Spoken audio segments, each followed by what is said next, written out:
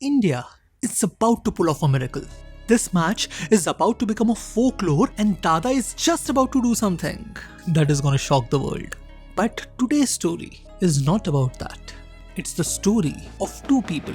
Two people who seem to have been destined to become enemies. From upbringing to growth to career to philosophies, they were as different could be. And they would have happily gone on to live their own life, but destiny, seemingly in a twisted sense of humor, decided to put them together. On the same ground, on the same team, with the same uniform. What happened next is the journey that gave us this. Dada without a shirt on the Lord's balcony.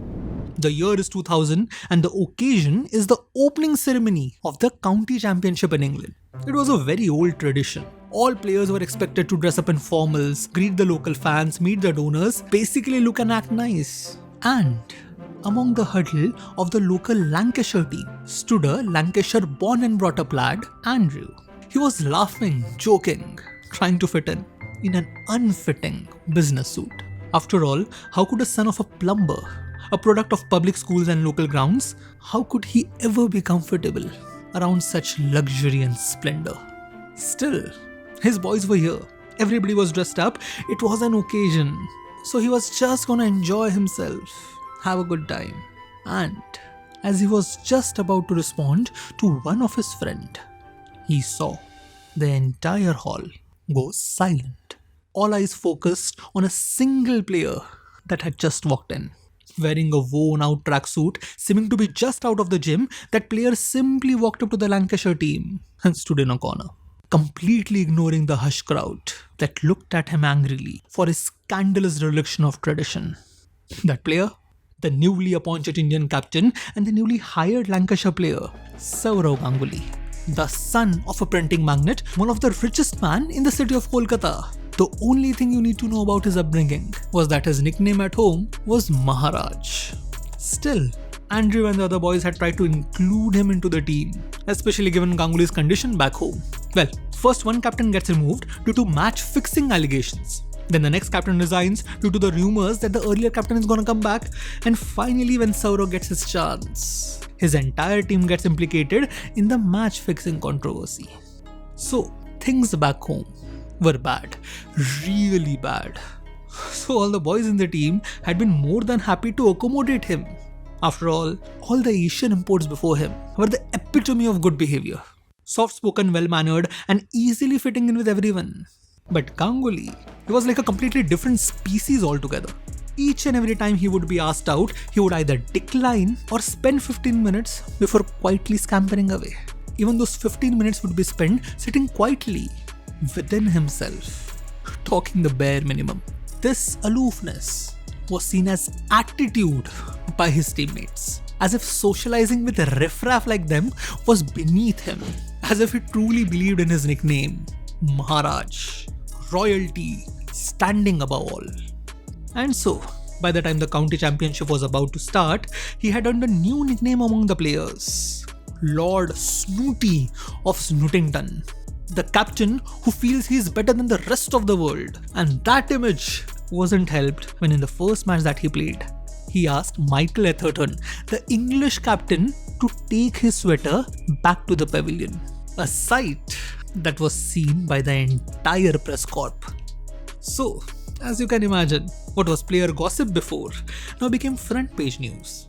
Dada became a hated name among the players, crowds and scores of fans. Such was the animosity between the two, that once when Dada scored a half century in a match that was being televised on TV, none of his teammates came out to applaud. The rift had been laid bare for the world to see. And in response to all of this, Dada simply shrugged. Here is the thing. Dada has himself said, I have a kind of a split personality.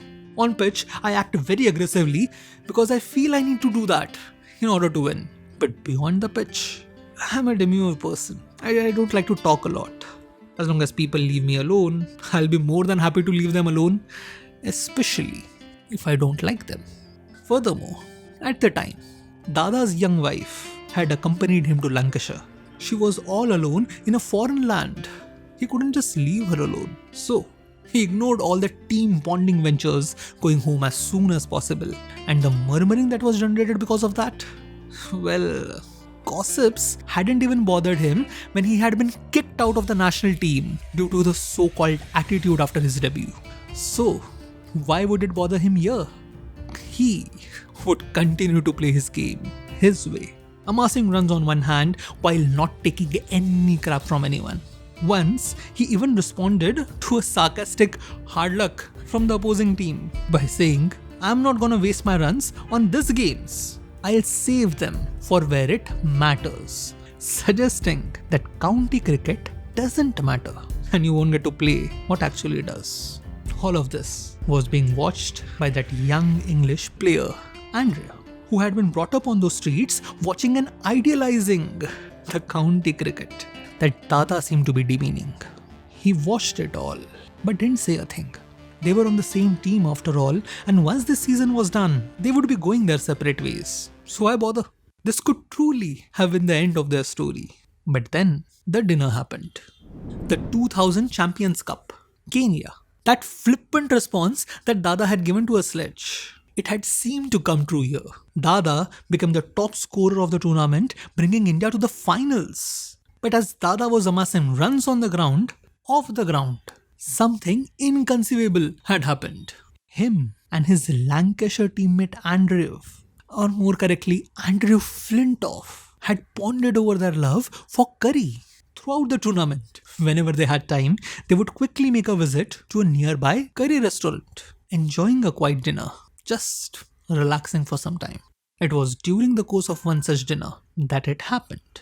The duo was carrying on as usual when they saw the Indian spin legend, Wankhede Raghavan, taking a seat nearby. Now, what Flintoff didn't know at the time was that Wankhede Raghavan had been assigned as the spin coach in the newly established National Cricket Academy. And Dada, who was always on the hunt for potential youngsters, decided to quickly go and talk to him. The conversation must have lasted for 10-15 minutes max. But by the time Dada came back, Flintoff was fuming. Now normally, it may not have mattered that much, but this was Sourav Ganguly, with the particular image that he had developed among his English teammates. He went on to write in his autobiography that I just sat there like a spare part, eating on my own. What could have been a forgettable incident to most. It got a paragraph dedicated to it in his autobiography. So can you imagine how badly Flintoff had taken it? For him, those few minutes must have felt like an eternity. He had been made to feel small. His pride had been hurt. And Flintoff would go on to remember this affront, waiting for a chance to strike. A chance that would soon come knocking. The 2001 England tour of India. It was supposed to be just another run-of-the-mill series. But Flintoff had other plans. He had spent the last year remodeling his actions after being dropped. And now that he was back, he seemed like a seething volcano. Sledging, pushing, insulting anybody who met his eyesight. Having special love for that old teammate of his. He looked like a man on war, but all that aggression seemed to be having the opposite effect. On one hand, India kept on winning their matches. On the other hand, Flintoff's performance kept on dropping. Inning after inning, failure after failure. Nothing was going his way. His chance for revenge had now become a fight to survive in the team. So bad was this blow to his confidence that by the end of the test series, he was found to be sitting in a corner, hiding his face and crying. The coming ODIs would be his last chance. And now, with his back to the wall, with his survival at stake, finally, Flintoff punched back hard. In a series in which India had won 3 out of the first 4 matches, Flintoff, batting in the 5th match, would score a blistering half-century, taking England to 271. A target that would be clinched by Ganguly nearly single-handedly, taking India to just 61 runs required in 10 overs with 7 wickets in hand. India had nearly won the match, but then Dada got out, followed by his entire team. We lost the match by 2 runs. Dada could be seen fuming in the sidelines, trying to talk some sense into his team. Still, all was not lost. We had one more match left, that too in Wankhede. We could dispose England off there, right? What followed was one of the most humiliating scenes in Indian cricket. Chasing 255, Dada scored 80, again bringing India to sniffing distance of a victory. And then he got out, followed by Bowling! We went from 64 runs required in 13 overs with 6 wickets in hand to 11 runs required in 1 over with only 2 wickets in hand. And that last over, it was handed to the one person who had taken half of the wickets in the collapse that followed. Yes, Flintoff. As Dada sat in the dugout, biting his nails, fearing the worst. 2 doubles and 1 singles brought down the score to 6-3, a completely manageable target. But then, everything fell apart. First Kumble was run out by a diving Flintoff, followed by a Yorker delivery that could stump even the best batsman in the world. 2 balls, 2 wickets. India had lost. Flintoff had managed to take 4 wickets in a close-out game. England had drawn a series in India.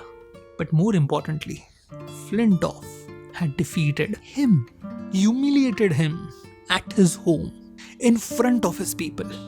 And so, in a rush of ecstasy and jubilation, Flintoff took off his shirt and ran down the ground as a silenced Wankhede stadium watched in shock. Dada on his end, who had been nervous before, irritated before, even angry before, now he just stood there, watching Flintoff, and then quietly turning his back and walking away. What Flintoff had done in the privacy of his dressing room 1 month back, Dada would do it in the presentation ceremony in front of the world. And this, a crying captain standing desolate in a silent stadium, this would lay the bedrock of what was to follow 6 months from now, when this crying captain would be immortalized in a Lord's balcony. We cover the second part of the story in this video here. Thank you for watching.